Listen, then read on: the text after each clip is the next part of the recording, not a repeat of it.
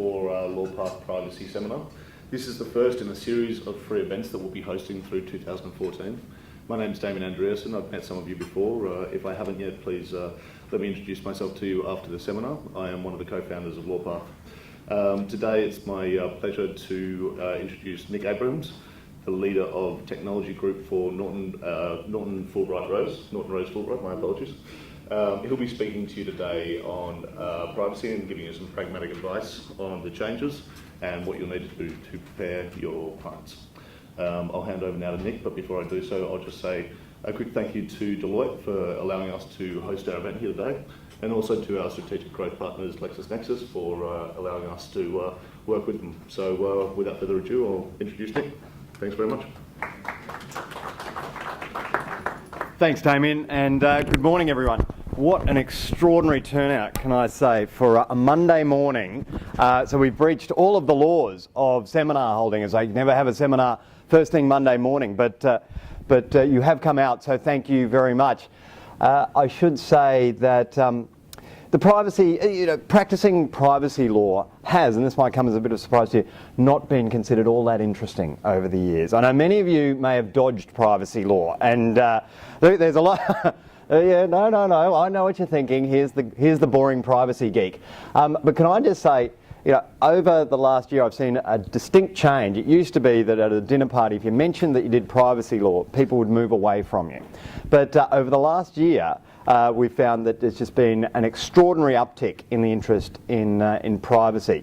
And so just a couple of examples. We held a client seminar down at Norton Rose Fulbright just last week, and we sent out the invitations, and within 4 hours we had 140 responses. Normally I would expect 60 or so, and then so we put on another one, and then we ended up having 140 at each of the 2 seminars on day, so 280 people through, and that's sort of unprecedented in our terms. So I see we've gone from sort of being sort of the dull area of the law to sort of the one direction of privacy. So anyway, that's what we privacy geeks think of ourselves right at the moment. The reason, of course, is the new laws coming into effect on the 12th of March, and there's some eye-catching numbers with that, with the potential for fines of $1.7 million for companies. So I think the reasons that companies particularly have turned to become more interested in privacy recently is there's no doubt that the Privacy Commissioner is taking these changes very, very seriously. And if I can look to an analogy, if we look at what happened with spam law, so what happened, we had the Spam Act came in, and it sort of rolled along for a little bit, and then the ACMA said, from this particular date, we are going to enforce spam very rigorously. And they did. And in the first year or so after that time, they nailed a number of very significant Australian companies for spam breaches. And I won't name them here, but a number of big telcos, a couple of banks, and so, and the idea behind that was I guess what any sound regulator would do, which is to really put a line in the sand and say, take this seriously or we're going to come after you. A number of those prosecutions I thought were quite aggressive and unduly harsh, given they arose in some cases out of human error rather than process flaw. But it was clear that the ACMA was wanting to put that line in the sand. Likewise with Timothy Pilgrim, the Privacy Commissioner. He has really wound up the rhetoric over the last year, and he is not, he hasn't had many powers over the years, to be fair. I mean, he just, as we've all noted, the Privacy Commissioner's role has been something of a toothless tiger. And if someone did come in to you and say, well, we've got a privacy breach, there's no mandatory breach notification obligation here in Australia, and so it was always a question of, well, will it get to a current affair, and if there's the potential, then we should really start to look at it seriously. But no one really took privacy that seriously. 2001, when the Private Sector Act came in, there was a blip of privacy sort of work. We did some privacy policies and so forth, and then it's been flatlining since then until the last year or so.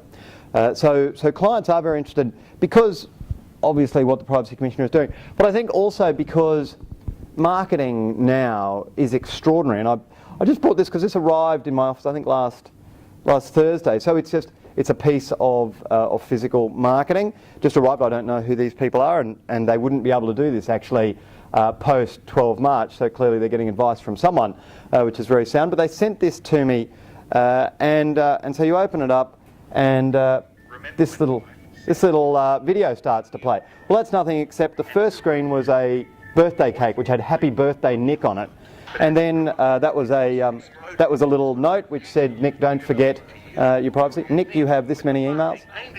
And now it's calling my name. It's saying Nick, and so forth. Anyway, it goes on for about sort of 3 or 4 minutes, and then at the back it says, "Find out more at www.myzeroin/Nick Abrahams." So that is an unbelievably personalised piece of marketing, and that's where marketing is headed. So you've got that in the physical world. In the online behavioural targeting area, it is extraordinary what corporates are doing. And I mean, one thing which you may notice, and you may be aware of this, but with retargeting, what's happening with online advertising is that people are cookieing you, and then you might notice everywhere you go, you're like, wow, that company seems to really be spending a lot on online marketing. Well, there's no uncertainty as to why that's happening. You're cookied and you're being identified wherever you go through what's called retargeting. So we're seeing remarkable one-to-one marketing coming our way. So I think that's what's causing a lot of people to show great interest in privacy. And so in terms of what we've done, we created this little privacy package, which was a handbook and an hour of privacy consulting time, and that sold really, really well. We had a fixed price on that, and we sold over 70 of those in the last year. And so consequently, we've been very close to well over 70 organisations in helping them get to what they need to do on privacy. So what I'm going to talk about today is not. I'm not going to recite to you what the law is, because it's been around now for 14 months. And as Timothy Pilgrim said, he was asked in a seminar that I was at. He was asked, will he be taking a softly approach from 12 March? He said, absolutely not. You've had over 12 months to get ready for this, so it's game on from 12 March. So you should be sort of reflecting that to your clients. So what I'm going to give you here, this is actually the slide deck that I have given to clients. I appreciate you're all in private practice here, but this is the way I've been advising my clients, and I think it's probably helpful for you. Happy to take some questions on specific issues of privacy law later on. But really, this is how I think organisations need to be looking at privacy. So, I've talked about the why you care. I mean, as private practice lawyers, it is absolutely critical that regardless, I think, of what area of practice you're in, it's critical that you have an understanding of privacy, because it is, and particularly from 12 March, it's going to touch a lot of things that you do. Certainly in any contractual negotiations, you'll need to have a sound working knowledge of privacy, because it will come up more and more. And so we're then going to talk about these 7 tips to get organisations compliant by the 12th of March. Just going a bit deeper into the why we care. So obviously the headline numbers are Privacy Commissioner gets powers to fine, and there's civil penalty orders. So he can hit up individuals up to 340,000 or companies up to 1.7 million. And you will get a copy of these slides later on as well, so you don't need to write them down unless, of course, you want to. So that's a big headline number that gets people's attention. But the reality, I think, of how the Privacy Commissioner is going to play this is not so much an aggressive, proactive audit and an investigation response. He has 3.5 full-time equivalents in his office, so he's not the ACCC. He doesn't have a massive resource base with which to go and attack corporate Australia. So what he's been doing, I think, is sound for a regulator with only 3.5 people in the office. He's got some very, very strong rhetoric around he's going to be aggressive in his enforcement. And what will happen is, like spam, he is going to, over the next year, he's going to get some very big names, and he's going to go after them. But what will happen is the Privacy Commissioner gets complaints all the time, so he's just going to sit there. He's not going to proactively look at everyone's privacy policy. He doesn't have the resources for that. But there will be complaints made. He'll look at those complaints, and the easy ones that are big name brands, he will go and get them. And I think he will be a bit sparing on the way he's going to implement the fines. That's obviously going to bring everyone to the table. But I think like the ACCC, the ACCC, their most devastating enforcement tactic is not so much when they bring actions for cartel behaviour and so forth, because they've been not enormously successful there. But it is when they use the enforceable undertaking approach. So if you've ever been involved with the ACCC, they get you in and they rough you up a little bit, and there's a lot of anxiety, and then they get you to agree to enforceable undertakings. Those enforceable undertakings are worded such that they are easier to bring an action against. So if you look at the success rate of the ACCC, it's often more around bringing an action for contempt of court for violation of the enforceable undertaking. So, and because the undertaking is something the ACCC can word themselves, and you obviously negotiate it with them.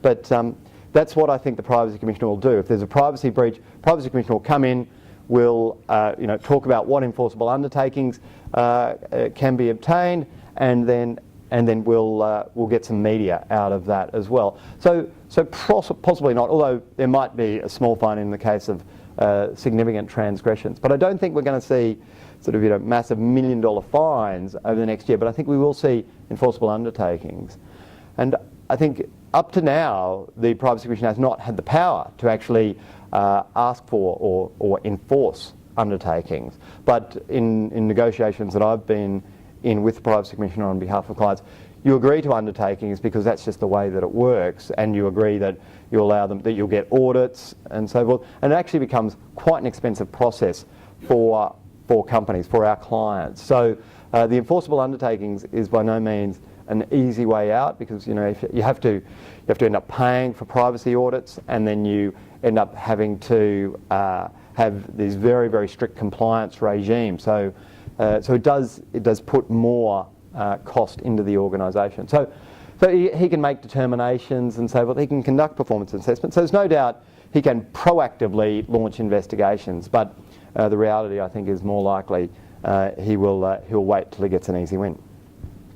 So let's talk about how I think it's worth advising clients. And these are really the 7 tips that have come from having talked to a lot of clients about this issue.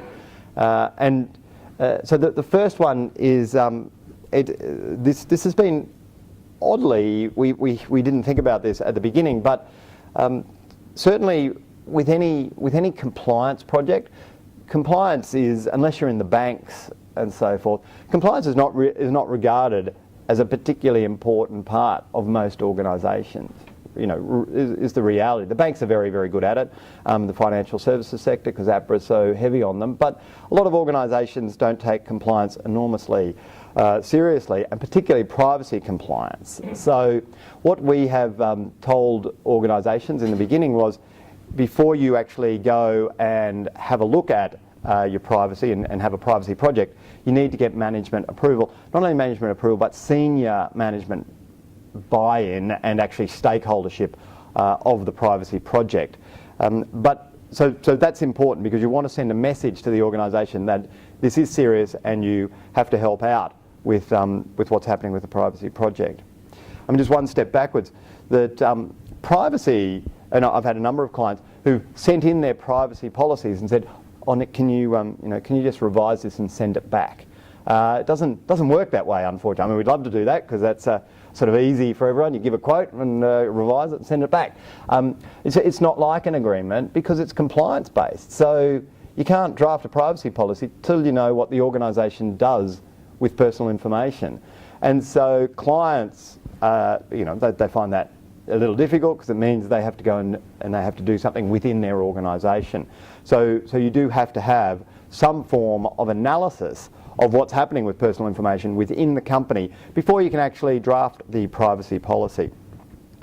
And so with that, before you can actually, once you've been through that process of getting the project done, and you want to change the policy, often with larger organisations particularly, you need board resolutions to support that. So you need to make sure that you fit these sorts of changes into the board cycle. So, as we talked about, with privacy, it is a matter of investigating what you are doing with personal information. And so it's about putting the organisation on its mettle and saying, where does personal information go within your organisation? And so this is basically an audit. Now, you don't need to audit it in the same way that perhaps Deloitte might audit an organisation, but rather it's trying to understand where is the personal information within the organisation. Remembering, of course, that employee records are excluded, which is very helpful because there's a lot of personal information there. So employee records are excluded, but the important thing to remember with employee records, and people often overlook this, is that if, let's say, someone applies to an organisation to get a job and they don't get that job, but that CV is kept on file or records of the interview or something like that, that is personal information which would not be employee records, and so that then will be subject to the privacy provision. So in thinking about where within an organisation personal information sits, don't necessarily discount HR. HR generally will be holding something, and it may be that this is just a good time to shake up HR and say, well, why are you holding it? Do you need to hold it? Because that's the question. You shouldn't be holding personal information just cause. You should be holding it for a reason. If there's no reason to hold it, you've got to get rid of it. So HR, have a look there, but employee records excluded. Then moving on, marketing is generally where you'll find most personal information. A lot of information held by the marketing teams, and particularly if it is a consumer-facing organisation. So the big telcos, etc., they obviously have enormous amounts of personal information. But I've advised mining companies. So mining companies, they don't have very much personal information, but they do have some. They do have information about either their customer base is much smaller because they're obviously not selling direct to consumer, but they do have some information about that. They have some information about the people who work at their suppliers. So there is personal information in every organisation, and this is a hard one to explain to companies because they're like, you know what, we're a mining services company. Why do we need to worry about this? Well, the reality is you do have to do something to comply with privacy laws. It's a risk assessment, like any business, and with in-house lawyers who are our clients, they are always triaging risk to see what is the risk. So if you're a mining services company, your privacy risks are going to be less than if you're Telstra. But there's still an obligation to comply, and that's why we came up with the fixed price privacy package, because it was just a simple way for a very, very low amount of money that an organisation could become compliant. And so you might find with organisations that come in that it can be hard to give them the sort of advice that they need at the right price. So something like directing them to the Privacy Commissioner's website is okay. So you could direct them to that side, and then say, why don't you have a read through that, and then come back with your drafted privacy policy, and we'll have a look at it then. So that's a way of giving, I guess, pragmatic legal advice that'll be cost effective, because the mining services companies are not going to pay $10,000 for a privacy review. It's just not worth it to them.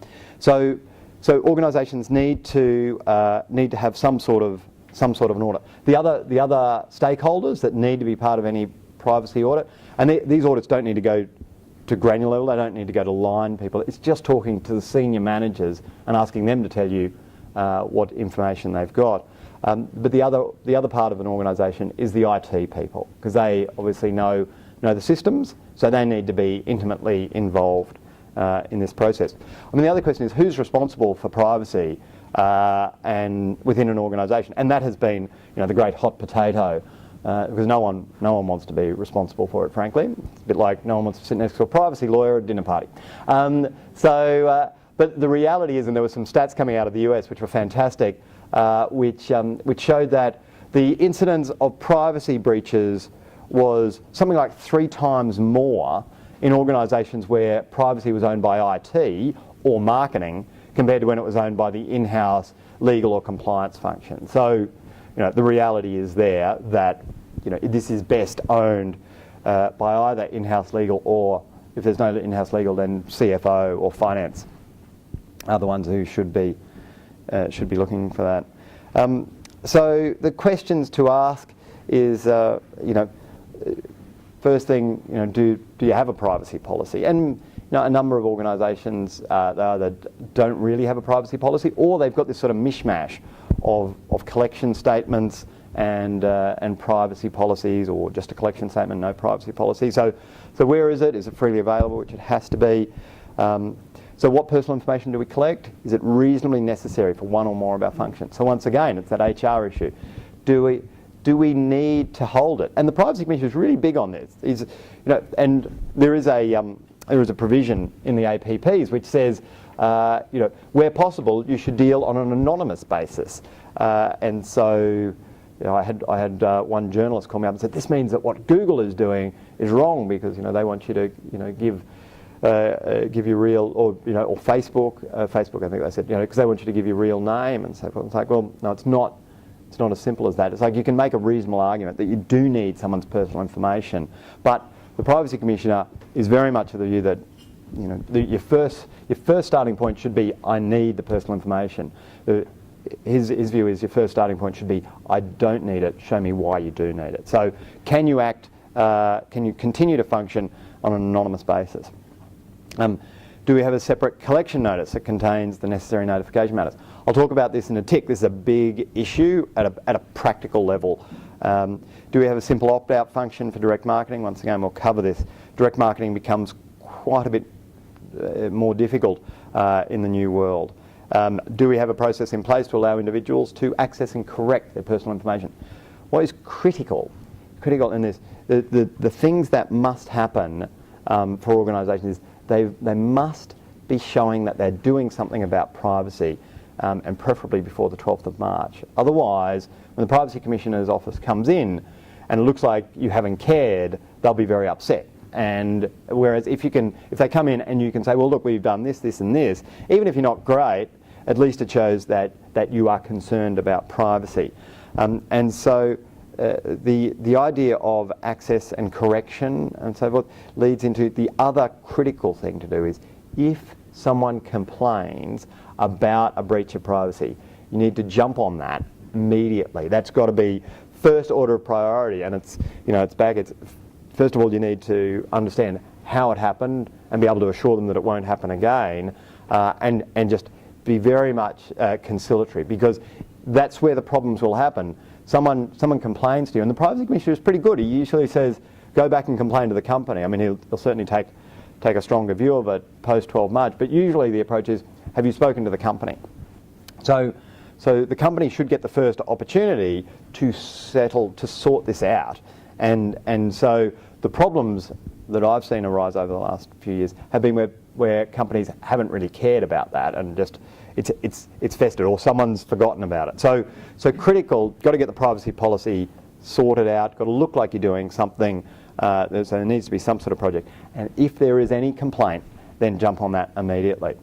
So in terms of other questions to ask when looking for personal information, disclosure overseas. There's changes to the law on that. It's a bit harder now to disclose overseas. It becomes trickier within multinational organisations, particularly disclosing to joint ventures and so forth. So they're the sorts of issues that should be being looked at. So, as I said, it's important now to update the privacy policy and the collection notice. Obviously, the privacy policy is visible and needs to be visible. It'll be on the website, so the Privacy Commissioner can see that. So we have this sort of issue, which is what to do with the bifurcated obligations around notification. Because what the APPs talk about is a collection statement, which is a statement which should be visible at the time that you give over personal information. And I'll go into it. That's got to contain specific things. And then you've got the privacy policy, which you also have to have, and that's got to contain specific things. So we've got two separate notification obligations which overlap. And so the reality behind that is that for an organisation, that's very hard to manage. I had one client that came in and they had more than 20 different sorts of privacy policies for different parts of the business, and they had over 400 collection statements, different sorts of collection statements. So quite similar in some respects, but different. And so when we started with them, which was about 9 or 10 months ago, it was like, we are going to put privacy at the heart of how we deal with customers. And then over time, as the reality of how hard that is set in, now it was just, what do we need to do to actually comply? And we'll try to retool the organisation post 12 March. So the way I look at this is, if you had the best possible scenario, you would say, and this is what I've said to clients, I have this view of, there should be one source of truth for privacy. That would be fantastic. So you have one area, one policy, which covers privacy for the whole organisation. And so whenever anything happens, you know to go to that one source of truth. And if you need to adjust it, then you can adjust it for that particular, let's say it's a PDS that's going out in financial services. You can adjust it and just add it to that privacy policy. So you'll end up with quite a significant privacy policy, or you could have a thinner privacy policy but then various addendums, and that would at least keep everything in the one place. What's happening right at the moment is there's just different privacy sort of notifications everywhere within larger organisations. So my thing would be, it would be great to have it all centralised. Now the Privacy Commission is very keen on having lots of information notified, like he wants all these things notified, but it must be done very simply. So it's sort of this problem. It's like the PDS for your life insurance. No one's going to read that. It's just, and yet it is one of those problems that has arisen out of regulation, where what we say, the public policy approach is, you must notify, and by notification that will empower me, the user of the life insurance policy, to understand more about it. But the reality is, I'm just not going to read that because that's way too much and it's complicated. I'm just not interested. So, and I'm a lawyer, so you can imagine the rest of the community is not interested. But that's where we've gotten to now. Privacy is sort of heading in a similar area where there's a lot of disclosure being required, and the Privacy Commissioner, to his credit, is trying to pull it back and saying, we don't want to head in the PDS. It's not a PDS type disclosure obligation. Try to make it simple. And there's some good examples out there of some American companies. McAfee is an interesting one, and Symantec. They've both spent a lot of time. Obviously, they are in the information security space, so it makes sense they would have spent a lot of time. But they've got some very interesting advances with the way they deal with their privacy notifications. I think it's Symantec, has what's called a privacy ninja, and anyway, it's sort of this sort of animation thing which takes you through your privacy, how it's being protected. I'm not sure that anyone has ever hit that site, but it certainly makes for a good story for the Privacy Commissioner. So you've got this problem that you've got to have the policy and you've got to have the collection notice, and you've got to make sure that they are available at the relevant times.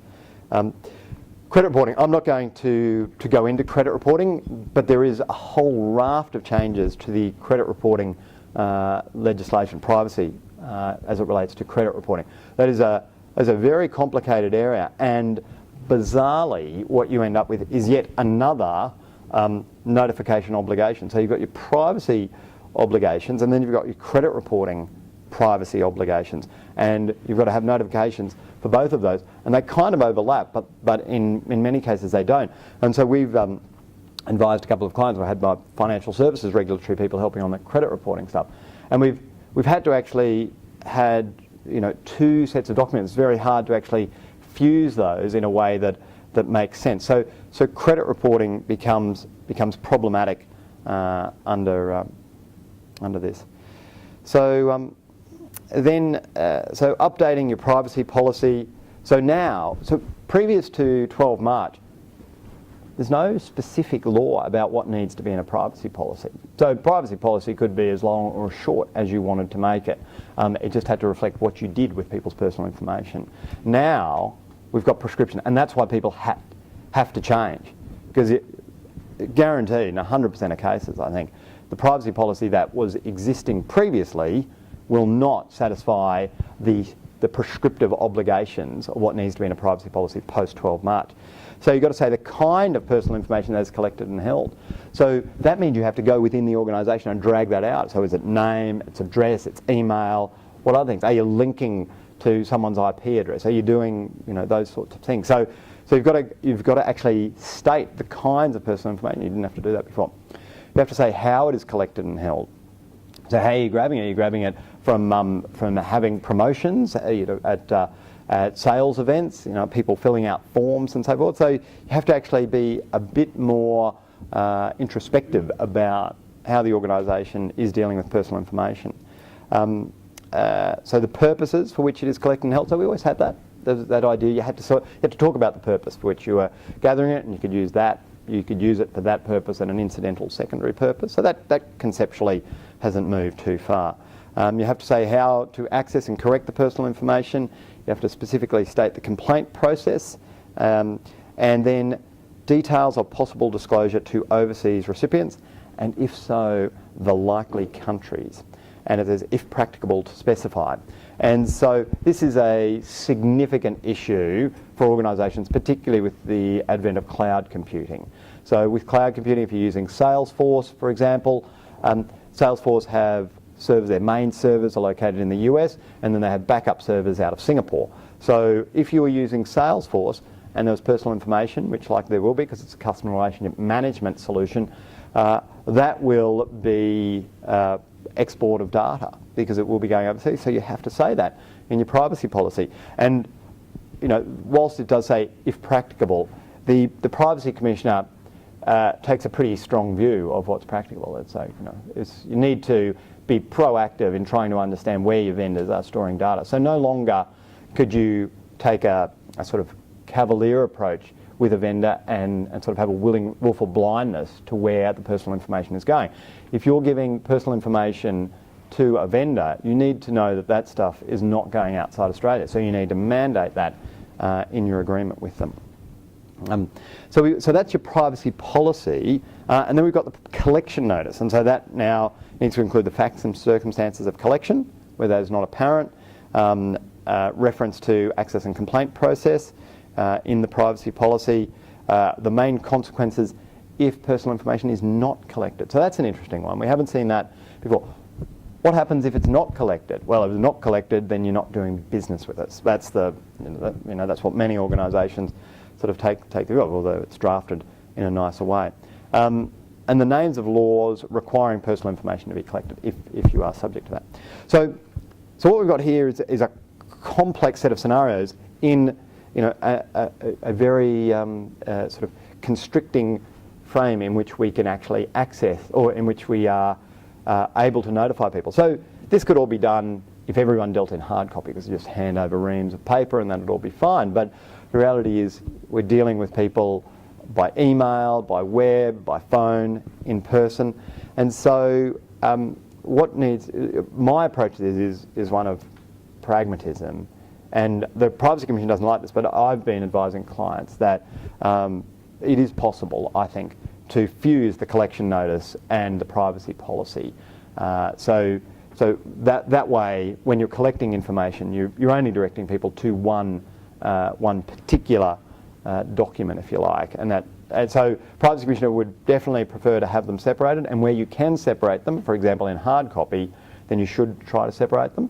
But the reality, I think, for most organisations is if you're dealing with someone online, then a link through to a privacy policy, which also includes the collection notice, I think that should satisfy the APP. So we're yet to see how the Privacy Commissioner enforces that, but my hope will be he's got bigger fish to fry than chasing down people who've not sort of carved it out. So long as you're coming out from the point of view of the public policy behind this is trying to give people information about what you're doing with their personal information. And so long as you're still trying to achieve that, then I'm hopeful that the Privacy Commissioner will be practical with that. I will give you a hint or a tip, and I'm not sure if this will work or not, but just reminds me, with details of possible disclosure to overseas recipients. So that can be problematic in large organisations where they have a lot of offices overseas and they change and so forth. So one thing I have advised a client to do, and as I said, I'm not sure that Timothy Pilgrim's going to think this is a great idea, but I think it gets you there, is in the privacy policy, rather than specifically listing out the countries, you say your personal information may go to countries where we have an office, and then that countries where we have an office is linked to another part of the site, which is usually where all the offices and addresses are listed. So that in one case was a very practical way out that we had for one client. Once again, as I say, I'm not sure that, I know that's not what Timothy Pilgrim would love, but I don't think that it's a bad enough transgression to warrant him taking action. But once again, we don't know, because it's all yet to be seen what happens post 12 March. Consents. So tip 4, consents. So what we have seen is this concept now of direct marketing introduced into the Privacy Act. So if you think about direct marketing, how does that come to you? It comes to you via phone, so that is handled in the Do Not Call. It comes to you via email, so that's the Do Not Call Act. So you've got phone, Do Not Call, then you've got spam and SMS. You've got email and SMS, so that's dealt with in the spam legislation. And then, what was left is really online behavioural targeting, so what I talked about earlier, and then physical. So these good people. These aren't a client, by the way. So what's happened is the Privacy Act now says, so if it is phone, still dealt with by the Do Not Call. Nothing changes there. Turn off the Privacy Act, turn on the Do Not Call Act. If it is email and SMS, then it's going to be dealt with by the Spam Act. Forget about the Privacy Act, all Spam Act for email and SMS. Anything else falls over into the direct marketing provisions of the Privacy Act. So that, as best I can, the cases that have come up are really physical, and so physical marketing, so people sending you things, so old-fashioned mail, and then online behavioural. And so you now have to, there's stricter requirements around, you have to have some form of consent, so either express or inferred in that case. So the zero-in people would not, post 12 March, be able to send me that, because I don't have an existing relationship with them, and they wouldn't be able to infer a relationship, or they wouldn't be able to infer a consent, because of, just the fact that I happen to be a lawyer and deal with clients would not be sufficient to allow them to send that to me. So they would have to figure out some other way of getting that consent from me.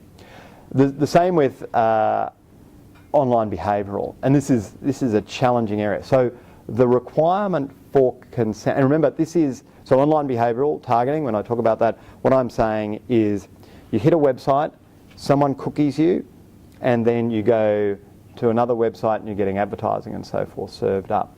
So that is fine if there's no personal information involved. So I've taken the view that if it's just cooking of machines and that machine can't be identified back to an individual, then it's not going to be personal information. And the direct marketing consent provisions only trigger if there's use of personal information. So in online behavioural, where you're not linking that IP address or that cookie back to personal information, then I think that you're not going to trigger these direct marketing provisions. If you are linking someone's online behavioural habits with personal information, then you will trigger these consent provisions, and so that becomes problematic, because not only is there consent provisions with direct marketing, there is also every time that direct marketing is sent, you have to give someone an opt-out. So you imagine in an online world, if someone's following you around the web with targeted advertising, then every time that ad appears, there needs to be some sort of opt-out evident in that. And you can see, as one client, it's a large technology company, large consumer technology internet company, and they've actually done this, and it's done beautifully. You don't realise it's happening, and I had nothing to do with actually getting them to do that, but they came and asked whether what they were doing would comply, and I formed the view that it does comply, and that this is something that came out of the US. So the more sophisticated companies have already thought this through, but it does become problematic. So if you've got multi-channel marketing, which most organisations have, you've now got a variety of different consent requirements. So how do you actually do that? How do you can you rely on inferred consent for some and express consent for others? And most organisations are not sophisticated enough to know what levels of consents they've got from different people. They just know they're allowed to spam these people because they're on the database. In some way they got there. So what I've seen a lot of organisations fall to is we'd better either have a pre-existing relationship with them, in which case we'll rely on some sort of, hopefully it's an express consent, or if we don't have a pre-existing relationship, then we've got to get an express consent. And that's the way that they can then do multi-channel marketing that can cover phone, email, and others. So it becomes problematic. And I think also this is a cracker because we've never seen this before. But an individual may request the source of the personal information used for direct marketing. So individuals can ask companies, "How did you get my name?" It's very interesting. No organisation's CRM system has that information in it. It's very hard. So it'll be interesting to see how that rolls out. But we can see what's happening. This privacy law is trying to play catch up to the fact that large organisations and small know a lot about us and are going to use that for their one-to-one targeting. So tip 5, identifying your contact points with customers. So let's think about it in terms of, let's say we've got phone. Let's say you guys hear a phone, and let's say you guys hear contact point is online. Your customers, your phone, or potential customers, your phone, you're online, and then your hard copy. So with phone, how do you deal with getting the privacy notice out? And that's quite difficult with phone because no one wants to hear someone recite their privacy policy. So you will have heard it with a number of organisations. They have press 1 if you're interested in our privacy policy. No one's pressing 1, but I guarantee you wouldn't want to be paid based on the number of click-throughs on the 1. But what we've been saying to companies, if you're a serious telemarketer, or if that's a major channel, then you need to have that option. It's just that there's no alternative. So if it's phone, you've got to have that. If you are interested in our privacy policy, click 1, you go to a recorded privacy policy. So it's something like that, or it is during the sale. You can't, telemarketers, they are generally calling up and they're busy just trying to get the sale across. So if the first part of the sale is, do you want to hear our privacy policy, sale's not going to go too well. So it needs to be sort of embedded in that process in some way. So if the call starts to go relatively well, then there needs to be some reference to the privacy policy, it's, once again, this is about risk analysis, and it may be that some organisations form the view, we won't have a recorded message. We'll say at the end of the sales, you can see our privacy policy at this website. Privacy Commissioner is not going to like that particularly, but is he going to prosecute on it? Probably not. It all depends on the risk. If it's Telstra, yeah, he is. If it's zero in, probably not. So it's about, I think, a risk analysis there. So we've done phone, online easy, much easier because there can always be that I have read and agree to the terms and conditions, and we've all ticked that box, and we've all not read the terms and conditions, haven't we? We all went to law school, so you can imagine what the general public is. No one's reading that stuff, everyone's ticking the box. It's this curious scenario, which I see, philosophically, that's all going to come unstuck in a couple of years' time, because what we are doing is it's a fiction. Everyone is clicking on that going, yeah, I agree to those terms and conditions. And organisations are trying to enforce those terms and conditions, saying they were given knowledge of it and they agreed to it. So at some stage that's going to fall apart. And we've seen, with more one-sided contracts, we've seen sort of legislation try to come in to change that. But so I see right at the moment, I think that stuff is enforceable, but it'll be interesting to see how that transpires over years. So it's click through, that all works. Interestingly, the pre-checked box. So that old chestnut, and clients love asking that question. What about the pre-check box? We pre-check it. So the ACMA have on their website, this is in relation to spam, but it's an interesting discussion anyway. They have on their website that a pre-checked box that says I consent to receive direct marketing material, for example. They say, well, that's on their website. They say that is not actual consent, and so that's new, because I've sort of reviewed their website for this particular issue on a number of times. So that's relatively new, which leads me to believe they are looking at this issue. But I then called them and I said, well, that's not right. I mean, I don't know what law you're basing that on, but what your guidance there is not correct. And they have said, well, yeah, that's you could be right.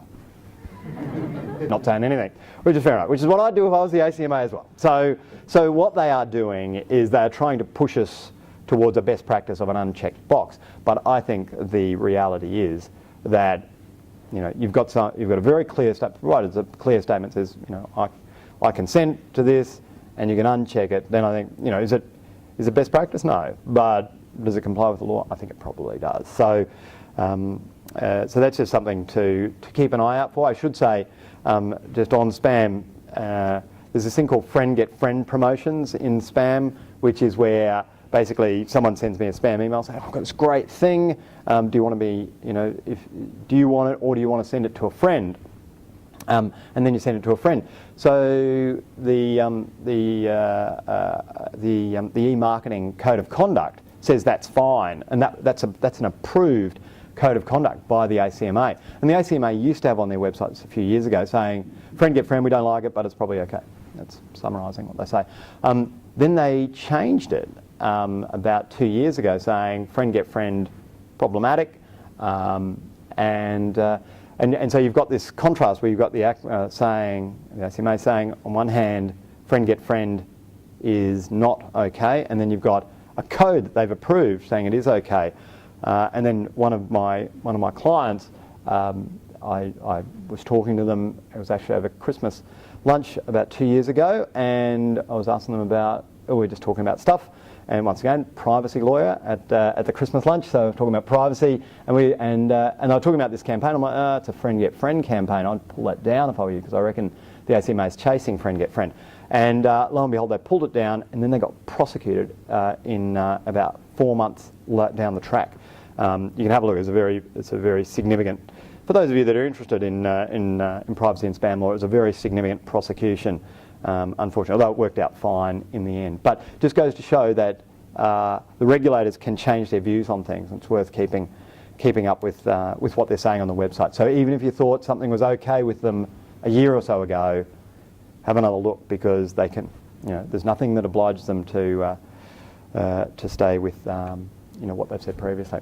And then finally in hard copy. So hard copy, no matter if someone's coming into a store, then it's a laminated privacy policy somewhere. It needs to be, part of the sales process. You need to make sure that training for the sales team includes how to deal with privacy, how to give people access to that privacy policy. So that's important. Then tip 6. So review your service arrangements. So what I'm doing right at the moment is mandatory breach notification. So this is the obligation that if data is compromised within an organisation, right at the moment in Australia there's no specific law that says you have to tell anyone. So you don't tell the people whose data has been compromised. Privacy Commissioner says if that person whose data has been compromised would suffer loss if you didn't tell them, then you should tell them. That doesn't have the effect of law. There's arguably, some other ways that people could frame a case against you, but there's no specific law. In the US and a number of other of the developed nations, there are significant mandatory breach notification laws. And we had one that went through the House of Representatives in the Rudd-Gillard government just passed, and it got through the House of Reps, and then it was tabled for Senate but never got through because everything blew up, and so they didn't get to it. The Coalition has not said what they're going to do on this, but my money would be on they will go ahead with it. So I think we will get mandatory breach notification because the privacy laws have been framed such that they dovetail into mandatory breach notification. And that's one of the reasons why all the overseas, if you're sending information overseas, you've got to oblige the vendor to comply with Australian privacy law, and you've got to take reasonable steps to ensure they do. So all of these provisions have been changed to fit nicely with mandatory breach notification. So I can't imagine we won't get it. Who knows when we'll get it, but I think we will get something overseas, come through the legislature on that. Overseas disclosure, if there is any information going offshore, critical to deal with that. And if you are advising clients on this, you really need to drop into the detail of what the obligations are. There is a carve-out which says you don't have to comply with these obligations with respect to the export of data if it's exported to a jurisdiction with similar laws to Australia around privacy, or words to that effect. You can't rely on that. So don't think that, well, the EU, gee, that's got some pretty strict privacy laws. Maybe that's all right. That's not going to fly. Privacy Commissioner has refused to say what countries have laws that are similar to, and very helpful. And so that's his view on it. And the reality is that Australian privacy laws, yeah, they're kind of similar-ish in some respects to Europe, and yeah, Europe is stricter in some respects, less strict in other respects. It also has a sort of a different way of approaching privacy. There's different obligations on whether you're a data originator and so forth. So you can't rely on that. So that's just a really quick one. You don't even think about that. There's also one that says you don't have to comply with the export of data obligations if you say to the person whose information you're taking that you notify them that you've got these obligations and you're not going to comply with them. Do they consent to that? So that's something which people want to rely on. You can't rely on that unless, and the Privacy Commissioner said he hates this. I was at this seminar with him, and he specifically said, he didn't say hate, he said, I campaigned against this, I don't think this is right, this carve out. And so he said, what I expect, if people want to rely on this, you need to say, at the point of getting the personal information, if it's going to go overseas, you need to specifically say, under APP 8, whatever it is, we have the obligation to ensure that the overseas vendor, or to take reasonable steps to ensure that the overseas vendor complies with Australian privacy laws. We are not going to do that. Do you consent to this? So trying to get that in a succinct marketing message is going to be difficult. So they're just two, I think they're traps, and I wouldn't go down that. Just very quickly, cyber liability insurance. We're going to see more of that in the future. Right at the moment, if someone gets hacked, company gets hacked, their existing basket of insurances will not cover their costs of that. So that won't cover the forensics to figure out what happened, to fix it up, the PR people that you'll need to get in, the legal, and the fines. So cyber liability insurance, you see a lot more companies getting it, and you'll also see, and I'm putting it, when I'm acting customer side, I'm putting it on vendors to get cyber liability insurance. They hate it, but they either get it or they explain why they don't need it. So look, you'll get these slides later on. I won't go into it in detail. I mean, this is really sort of absolute belt and braces, the sort of things that I think is great to get from vendors. Once again, it's going to be a risk analysis. For a small deal, are you going to get away with this? No. For a cloud deal with just standard, if you go to Salesforce, they're not going to agree to change things. But these are the sorts of things which we are asking for regularly and getting. And then, so cross-border disclosure of personal information. So the law has changed slightly, so you've got to take reasonable steps to ensure that the overseas vendor complies with Australian privacy laws. Previously it just said, or you had to have a contract with them. So the explanatory memorandum says a contract is probably reasonable steps, but there's something more required now depending on the risk analysis. So just be wary that anything to do with overseas, you really got to drop into the detail of APP8 on that. And then finally, security measures. So and the guidelines, the final guidelines just came out not last Friday, the Friday before, from the Privacy Commissioner's office, and it confirms this, that basically it's not going to be a breach of privacy if the company gets hacked and they were taking reasonable steps. And reasonable steps depend on what sort of company it is, how much money it's got, what sort of data it's keeping, how bad the breach was. So it's that once again is a really pragmatic assessment. But it is worthwhile just pointing clients to this guide. There's now a guide to what is reasonable steps to protect information, the people's personal information. So just I guess just to finalise, and thank you very much for your attention. So the critical things that you need to be saying to people is that the Privacy Commissioner is going to be interested in organisations, and I don't think it's sort of it's sort of the boy crying wolf. I think there is legitimately going to be some significant names that will go up over the next year on some sort of privacy-related incident. So that's a key thing to, I think, get across to your clients. You need to do something. What do they need to do? Once again, that's a risk assessment across what sort of company they are, what sort of personal information they hold. They need to have changed their privacy policy. So, how you help them with that, I'll leave up to you. But it's a matter of trying to just point out to them that the privacy policy needs to contain certain things. You can't figure out what it needs to contain until you've analysed what you're doing with personal information. And then the other critical point, and where I see there'll be quite a bit of work for us all in this into the future, is what they're doing with direct marketing, because direct marketing is becoming more complicated and fantastic, amazing from the company's point of view, but stepping the marketing people through the new regime and through the consent analysis does take some degree of courage and fortitude. But that's the lawyer and the marketer are always going to be there's always going to be that dynamic tension there. So I do think that over time we'll continue to see the workflow there. So I do apologise for run a bit long. Do we have time for questions? Just a quick question. Yeah. Just a quick question. Could be a lecture for yourself in regards to the state of play with the tort of invasion of privacy. And that being a common law action, and where is that so far as statutory compliance obligations for tort Yeah. So the Australian Law Reform Commission had a proposal that there be a tort, and that got knocked down, and there's been basically what happened was you had the Law Reform Commission report years ago, and then we had this response to it, and this was dealing with the easier aspects of it, and the tort of invasion is something that they didn't deal with. So I don't think we're going to see it anytime soon. If I was to say how are things going to develop in privacy from a litigation point of view, I would see, and this is what we've seen in the US, something like the class action firms.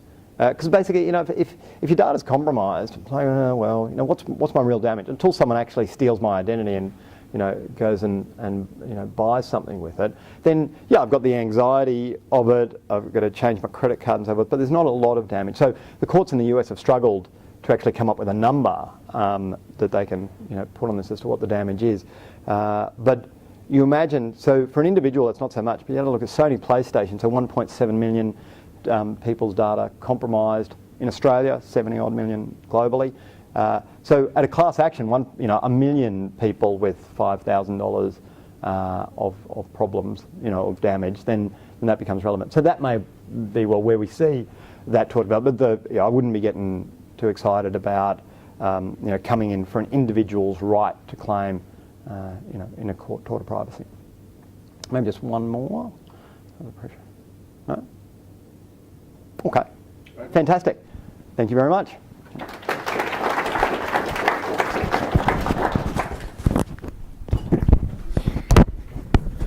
thanks, Nick. Some very interesting information there. I think that's a lot to be able to take away and hopefully get back to your clients. As Nick said, we will be distributing these slides for you as well, so we'll get them out to you early this week. I won't keep you too long, but just very briefly, wanted to just introduce you and give you a little bit more information about Lawpath. As I mentioned before, I know there's a few of you here that are already on Lawpath, and it's great to see you here. There's some I've spoken to in brief, and others might not have heard of us. But very simply, we connect small to medium businesses and consumers with lawyers. These people are in need of legal assistance and representation. We've been around for about 12 months now. In that time, we've got 360 law firms that we've partnered with across Australia. With those 360 law firms, we've managed to assist over 3,500 clients in the last 12 months. So the service is taking off and it's been very, very popular. We've had some great joy with it. We're currently offering a 30-day free trial for anybody who wants to register.